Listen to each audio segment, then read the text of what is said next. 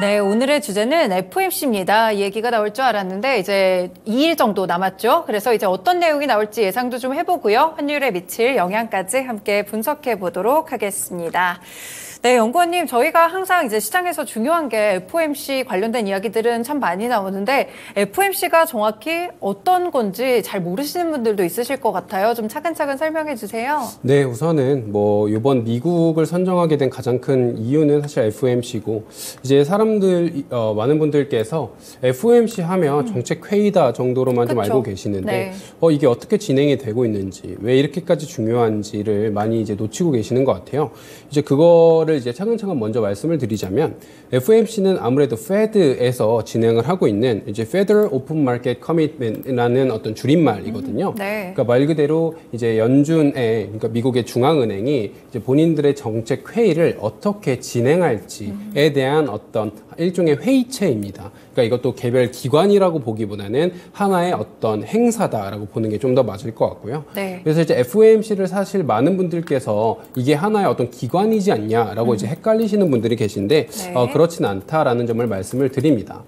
중요한 점은 그럼 이 FOMC가 하는 가장 중요한 일이 뭐냐라고 했을 땐 물론 이제 다양한 이제 역할을 수행을 하긴 하지만 금리를 정하는 일을 사실 가장 중점적으로 하고 있겠죠. 네. 그러면 이 금리를 어떻게 누가 정하는가를 좀 살펴보자면 FOMC는 총 12명의 위원으로 좀 구성이 됩니다. 네. 이제 이 12명은 연방준비은행의 위원들이고요. 이 중에 이제 7명은 이제 연방준비제도 이사회, 저희가 FRB라고 부르는데 여기서 이제 그러니까 이제 지속적으로 계속 선정이 되는 거고, 네. 나머지 5명이 뉴욕 연방준비은행에서 좀 선정이 됩니다. 그러면서 총 이 12명이 본인들의 투표를 통해서 정책 결정을 진행하는 게 이제 FOMC고, 정기적인 회의를 이제 꾸준히 갖게 되죠. 그러면서 이제 이 FOMC를 통해서 어떠한 정책이 결정되는가 뿐만이 아니라 이후에 어떻게 정책이 진행될 거냐를 사실 판단하는 게 훨씬 중요하고, 여기 이제 그림을 통해서 나오다시피 많은 연방준비은행 위원장들이 이제 존재를 하고 계신데, 네. 많은 사람들이 사실 생각이 조금씩 다릅니다. 그쵸. 어떤 사람들은 조금 더 매파적인, 그러니까 출구 전략을 좀 더 이어내야 된다, 아니면 좀 더 가속화해야 된다, 다양한 어떤 스탠스를 가지고 있는데, 그래서 저희한테 사실 블라드 연은 총재 같은 경우, 세인트 루이스 연방준비은행의 총재님이시죠.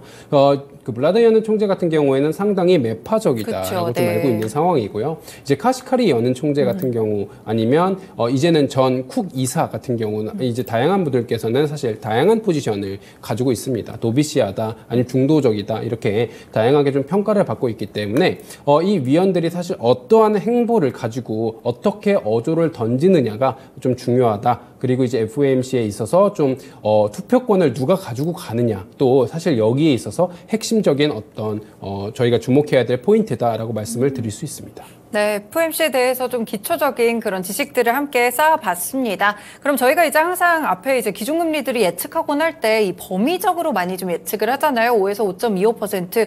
왜 이렇게 딱 숫자 하나, 5.25%포인트 뭐 이런 식이 아니고 범위로 보게 되는 건가요? 일반적으로 이제 우리나라 기준금리랑은 조금 다르게 0.25, 0.5 이렇게 이제 상당히 범위를 두고 이제 네. 결정을 하게 되는데, 이거는 일종의 타겟팅 레인지이기 때문이에요. 네. 어떤 거냐면 이 기준금리가 사실 뭐냐에 따라서 이제 이 개념화 하는데 좀 더 좋을 수 있는데, 은행들이 이제 큰 상업은행들이 서로 대출을 주고받잖아요. 이제 급전이 필요한 경우도 있고 돈을 빌려줘야 될 어떤 니즈도 있고, 그러면 그 은행들 간 서로 돈을 주고받을 때 어떤 금리를 적용할 거냐를 네. 기준을 줘야 되는데, 그 기준점이 바로 기준금리가 되는 겁니다.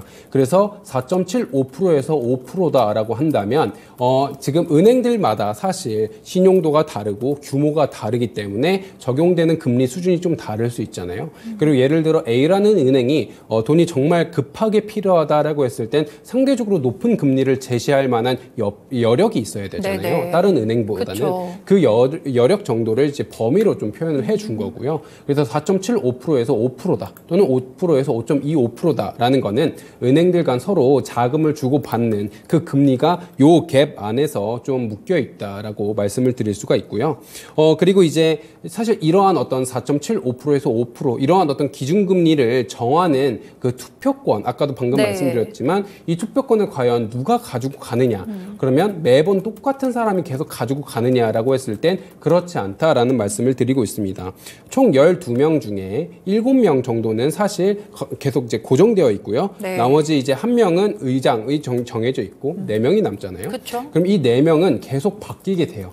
아까 이 표를 다시 보시면 알겠지만 저기 표를 보시면 파란색 말고 약간 붉은색으로 표시되어 있는 동그라미를 확인하실 수 있을 거예요. 네. 저 붉은색으로 표시된 동그라미는 요번에 이제 바뀐 새롭게 투표권을 갖게 된 총재들을 표시를 해 둔 거거든요. 그렇군요. 네. 그래서 요번 FOMC, 올해의 FOMC 정책이 어떻게 진행될 것이냐는 요번에 바뀐 새롭게 투표권을 갖게 된 저 연준 의원들이 어떠한 성향을 가지고 있느냐를 중점적으로 보는 게 가장 중요하다라는 말씀을 드리고요. 요번에 이제 새롭게 들어온 아무래도 네 분의 이제 연방준비은행 그리고 지역은 총 필라델피아랑 시카고, 댈러스, 미니애폴리스 이렇게 좀 선정이 되어 있는 상황입니다. 그래서 이제 FOMC가 진행이 될 때는 아무래도 이제 정책 금리를 정하는 되게 중요한 회의다 보니까 그 사전과 이후에 특히 사전 같은 경우에 본인들 이 위원들의 발언으로 인해서 시장에 어떠한 그 혼선을 주지 않기 위해서 노력을 합니다. 이걸 저희가 블랙아웃 기간이라고 얘기를 하고 흔히 2주 정도 가져가거든요. 맞아요. 네. 왜냐하면 방금 말씀드렸다시피 이 위원들의 발언 하나하나에 수많은 투자자들의 포트폴리오의 행방이 좀 달라질 수 있어요. 예를 들어 매파적인 스탠스를 지속하겠다라고 한다면 긴축 장기화, 저희가 higher for longer이라고 최근에 부르고 있잖아요. 그 긴축이 장기화될 가능성이 높다. 즉 이건 어떻게 보면 국채 금리가 올라갈 수 있을 거다라고 판단할 수 있는 근거잖아요. 네. 국채 금리가 올라간다는 건 국채의 가격은 떨어진다는 거니까 국채 투자자들 입장에서는 이건 되게 중요한 요소거든요.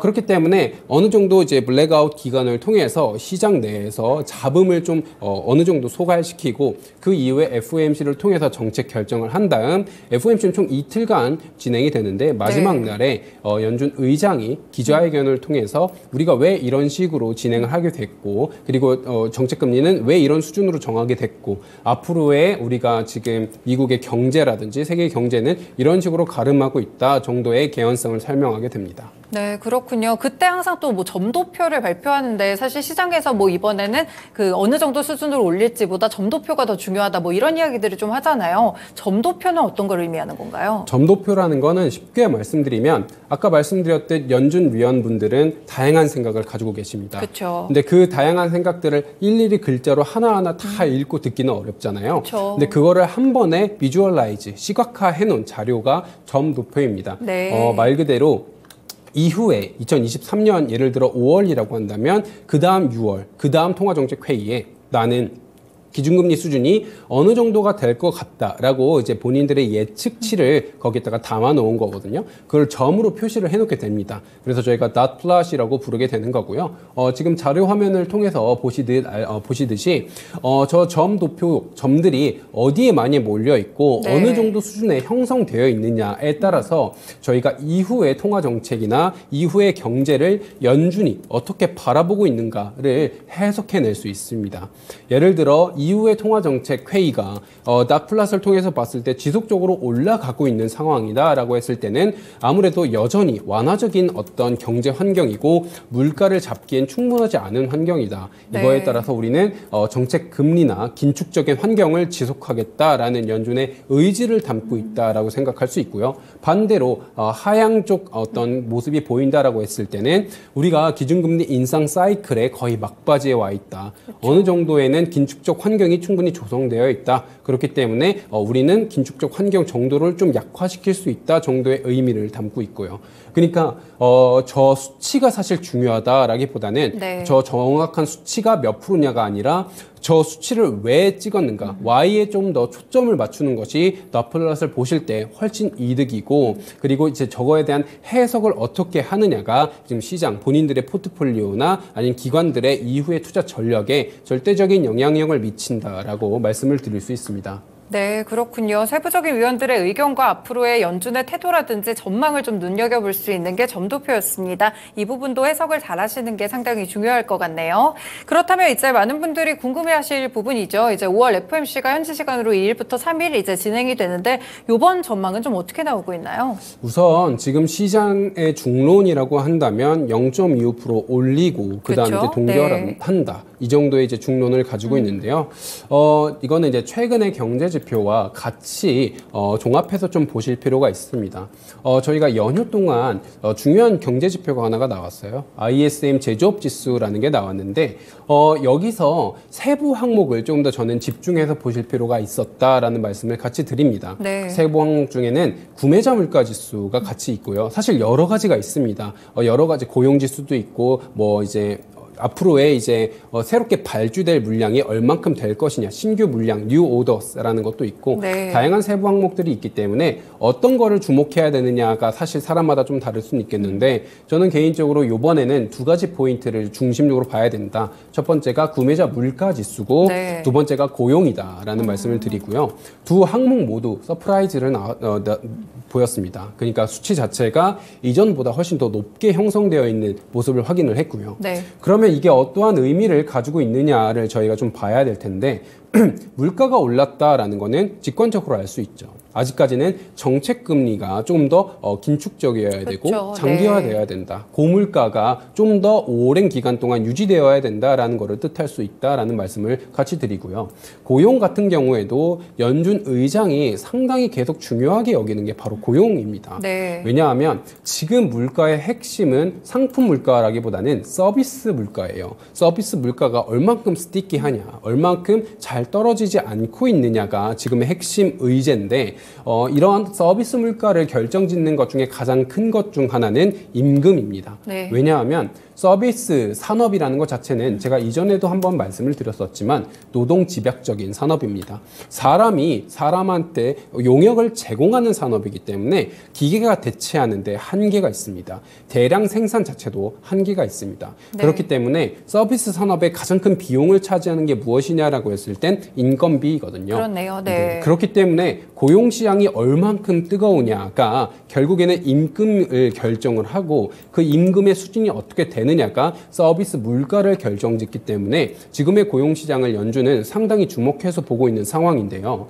아무래도 서비스 물가가 여전히 높다라는 것은 고용이 그만큼 뜨겁다라는 거잖아요. 네. 그리고 세부 항목 중에 제가 아까 말씀드렸듯 고용 지표가 좀 높게 나왔다라는 거는 아직까지는 고용 시장이 상당히 타이트하다라는 네, 거를 맞죠. 의미할 수 있다라는 네. 겁니다. 연준이 이러한 어떤 지표를 좀 더 받아들이고 FOMC 이거를 반영을 한다면 0.25%를 올리는 데는 좀 더 확고한 의지를 가져갈 거다.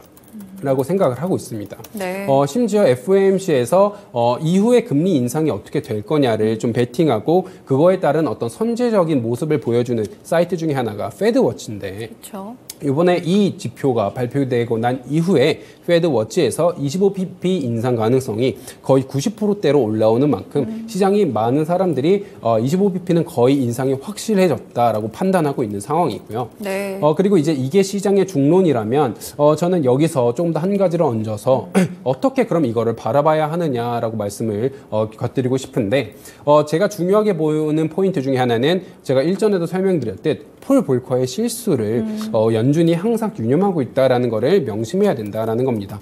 폴 볼커의 실수는 간단하게 말씀드리자면 아직 그 물가가 확연하게 잡히지 않은 상황 속에서 잡혀가고 있다라는 기대감으로 쉽게 금리 정책을 조정하면 옛날 폴 볼커가 이러한 어떤 기대감으로 정책을 조정했다가 낭패를 본 적이 있거든요. 네. 그렇기 때문에 확실한 근거, 데이터를 가지고 움직여야지 낭패를 보지 않겠다라는 선례를 이미 연준은 인지를 하고 있고요. 이거에 따라서 사실 데이터 디펜던스라는 그런 기조를 강조하고 있는 것도 같은 맥락이다라고 보고 있거든요. 그렇기 때문에 사실 연준은 쉽게 완화적 발언을 하기는 어려울 겁니다. 네. 그렇기 때문에 이번 정책 회의에서도 여전히 긴축적인 태도는 계속 보일 거예요. 다만 저희는 항상 디테일을 봐야 되죠. 네. 모든 함정은 디테일에 있습니다. 어떤 디테일을 봐야 되느냐라고 했을 땐 연준 자체도 지금 이제 리퍼블릭 은행이라든지 아니면 SVB 사태라든지 이거에 따른 은행 시스템에 관련 우려, 금융 우려를 절대 그냥 무시할 수는 없을 그렇죠. 겁니다. 네. 아무래도 지금 이제 상업부동산 관련된 우려가 점차 이제 가중되고 있는 상황이거든요. 아무래도 상업부동산이 많은 중소형 은행들의 대출 비중이 좀 높다 보니까 지금 공실률이 점점 높아지고 있는 상황이고 일종의 경기 불안 뇌관으로 발생할 수 있다라고 생각하고 있기 때문에 이런 것을 같이 이제 염두에 둔 연준 입장에서는 톤은 상당히 매파적일 수 있습니다. 그렇지만 실제 진행되는 정책이 정말 그 정도의 매파적일 것이냐는 저는 좀 다를 수 있다고 봐요.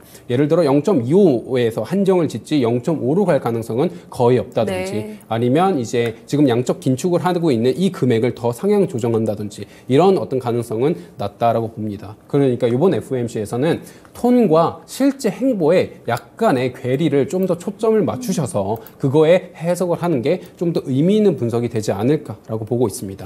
네, 5월 FOMC가 지금 베이비 스텝을 많은 분들이 이제 예상하고 그대로 갈 것이라고 생각을 하는데 이보다 조금 더 세부적인 톤이라든지 나오는 멘트에 좀 더 집중을 하셔서 시장을 해석해 보시는 게 상당히 중요할 것 같습니다.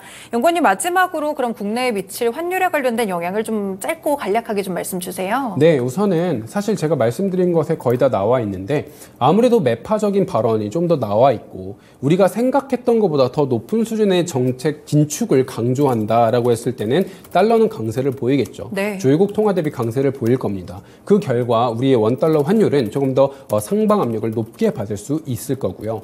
반대로 예를 들어 지금 연준 입장에서 현재 금융위기에 대한 가능성을 조금이라도 언급한다면 예를 들어 그 전에는 사실 우리가 이거를 충분히 해결해 왔다. 연준의 대출 프로그램을 통해서 우리가 이거에 대한 어떤 가능성, 그러니까 위험 발생 가능성을 어느 정도 제재해 왔다라고 말을 하긴 했지만 네. 이번 톤에서 이거에 관련된 어떤 또 다른 언급이 제시가 된다면 그래서 우리가 이거에 대해서 충분히 고려를 해봐야 된다라는 톤이 한두 마디가 섞인다면 이거는 반대로 해석될 수 있는 상황이에요. 네. 이런 디테일을 놓치시면 안 되고 이런 디테일이 공개되는 그 순간에는 아무래도 달러는 상대적으로 약세를 보일 수가 있습니다. 연준이 원하지 않아도 금리 인하를 해야 될 타이밍이 하반기에 올 수 있다라는 베팅 포지션을 불러일으킬 수 있거든요. 이거는 이제 우리나라 환율 면에서는 하박 압력으로 작용할 수 있습니다. 네, 이렇게 환율에 미치는 영향까지도 함께 들어봤습니다. 연구원님 오늘 말씀 고맙습니다. 네, 감사합니다. 네, 이렇게 오늘 토마토랜드 이슈 읽어주기 1부에서는요, 저희 OLED 관련된 이야기들 해봤고요. 그리고 2부에서는 얼마 남지 않는 5월 FOMC를 앞두고 전략들과 어떻게 좀 해석을 해봐야 될지 전망과 환율에 대한 영향까지 함께 들어봤습니다. 네, 지금까지 다양한 투자 판단에 도움이 되는 말씀들 전해드렸는데요. 특정 종목의 상승과 하락을 보장하지는 않는다는 점 기억해주세요. 네, 토마토랜드는 여기서 인사드리겠습니다. 오늘도 남은 시간 성공 투자하세요. 고맙습니다.